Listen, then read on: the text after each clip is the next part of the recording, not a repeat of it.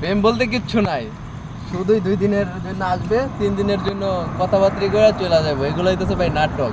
যারা প্রবাসের মাটিতে আছেন ইয়ং পোলা পাইন, তারা অনলাইনে রিলেশন করেন বেশি, আমি দেখছি।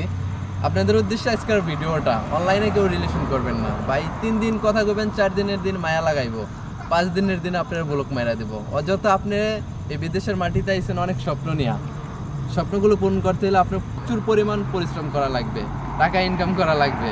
আমরা অযথাই অনলাইনে রিলেশন করে নিজের লাইফগুলো এখানে শেষ করতেছি। আমার সাথে একটা প্রবাসীর গল্প আপনাদের সাথে আমি শেয়ার করি। সে কিছুদিন আগে একটা মেয়ের প্রেমে পড়ছিল, অনলাইনে প্রেম করছে। পড়ার পরে প্রেমটা অনেক গভীরে চলে গেছে। তারপরে একটা সময় মেয়ে তারে ব্লক মাইরা যায়, কিন্তু সে তার মায়ায় পড়ে যায়।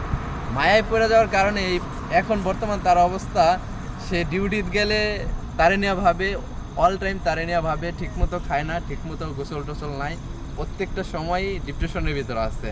তাই আমি প্রত্যেকটা প্রবাসীর উদ্দেশ্যে বলতে চাই, যারা বাংলাদেশ থেকে আসছেন বিদেশের মাটিতে, বিশেষ করে ভাই অনলাইনে কেউ রিলেশন করবেন না। অনলাইনে রিলেশন হইতেছে প্রথমে হাই দিবে, 2 দিন পরে আপনারা ব্লক দিবে।